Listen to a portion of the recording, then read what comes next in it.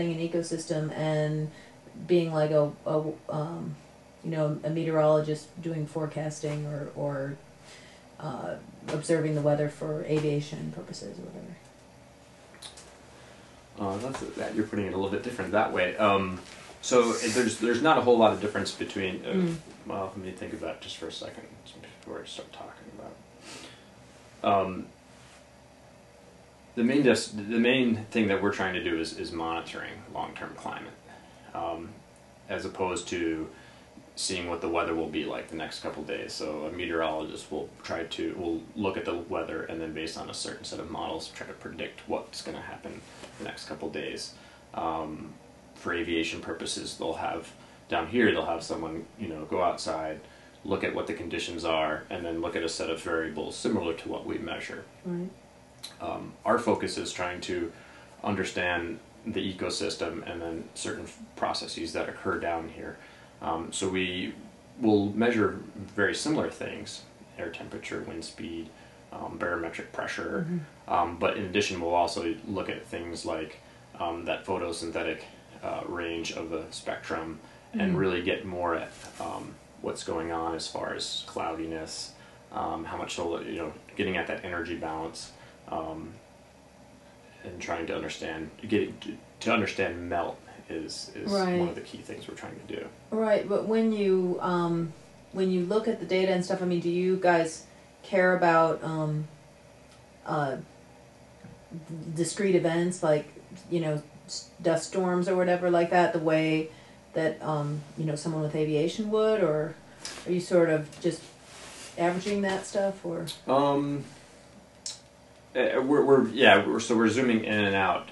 Specific events can be really important for what happens here. We're interested in the long-term climatic, what's going on with the temperature and what's going on with the precipitation on the long term. But there could be those short events. For an example, there in the 2001 season, it was a really warm summertime down here during December and January. And that set off a large melt event where there was the area had a huge influx of water, and so that could be considered one long event. It's not a single day, but that one season had an effect that cascaded for several more seasons, and we're still kind of feeling that big melt season in some ways. Shorter term events that can happen are from katabatic events, which are down valley winds that are really strong, that are coming off the polar plateau. And these winds can last for 2 to 3 days, and it's dry descending air, so it warms up the air down here, and it could be, in the wintertime, it could be very cold, about minus 40 degrees Celsius, or Fahrenheit. It's pretty close down there, and it could warm it up to 0 degrees Celsius or 32 degrees Fahrenheit. So a huge jump for a very brief amount of time in the middle of winter. And so our instruments are really important. We'd have no idea those things went on if we didn't have them running down here.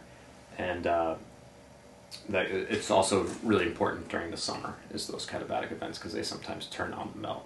So as somebody who's been studying climate and looking at this data for a while, I mean, how do you understand climate? Does the LTR now have like sort of a static idea of what normal climate is for this area, or is there even such a thing as normal climate? We have a good idea of what's happened over the past 12 years, because that's what we have data for. And during that time, we see that there's a slight cooling trend. It's let's see how to put this.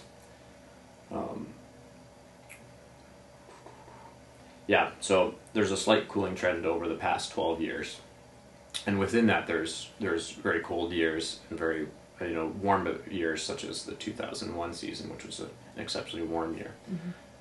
We call that year the big melt year here because it was significant. Some years get nicknames because they stand out. Every season seems to be a little bit different.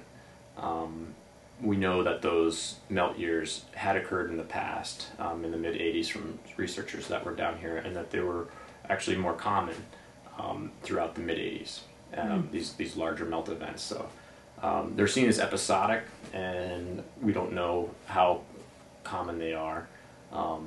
So that's kind of what we do know. You know? So, like, would you say that when people talk about climate change as being like a kind of a new thing, that it's really is always changing, or? Yeah, climate has always been changing, especially when you think about long time scales.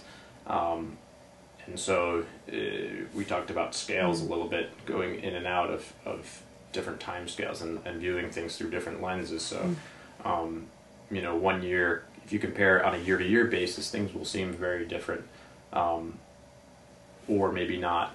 But I'm trying to think of how get back to your point here. What was the main question you just asked? Yeah, I guess that point. Talking about that idea of scale for understanding, you know, what climate is, because I think a lot of people think that you know, sort of I mean myself included. Well, I don't really know, but you know, there's a strong idea among people that climate is this Fixed. sort of static thing, and then you have fluctuations around it, but it's, you know, basically you could say here's an average climate for the dry valleys, you know, period. But Right. I mean, is that really the way that the scientists understand it now, or is it sort Well, of it's different? it's more. This is the average climate for this period of time. We could say this is the average climate for the past 10 years, and this is the trend that's going on right there. And if we look at the last 50 years, it could be a totally different trend, right? Because you have all these other years. You have many things influencing the climate as a whole. You have these different atmospheric patterns and ocean patterns that are shifting on sometimes on cycles that are somewhat predictable and sometimes not. And they all interact and all interact with each other. So you have lots of these oscillations going on, and climate can be affected by that. So it's important to, when you look at weather, that climate is something. It's long-term weather, and it can be affected by lots of different things going on. So it can be very complex and difficult to understand, and difficult for folks to tease apart. Is this a really sensitive climate here? Like, if there are things that go out of balance, you know, could these the life that's here be wiped out, or? It's what we did find during that cooling trend is that certain species were favored and other species were not, and so the numbers, the populations did change. So yeah, we know that things will change as the climate does, and because it affects how much melt is available, it affects that, which in turn affects the geochemistry. So yeah, anything that goes on, it can have a cascading effect on the ecosystem. There's one other thing I wanted to, I half caught on to in my brain. That's Yeah, are those I mean, those nematodes, are they important? I mean, should we be worried about them? yeah. Well, that's yeah. So that's what I was referring to, and I forget. There's Scott Nema and I think it's Urolimus, but I'm not the biologist. Okay. I forget the names of them. Okay. Yeah. So one favors moist conditions and certain salinity levels, while the other likes drier conditions. And so normally Scott Nema is the dominant nematode in the area, and so the levels of the populations of those species changed over this cooling trend. And so that's the great thing about a long-term project like this, is we have long-term climate data, and we have long-term monitoring of the same things every year, in addition to experiments going on. So that's one of the strengths of the project. So with these instruments, let me talk to you about the instruments, 'cause this is something that's kind of interesting to people. But it seems like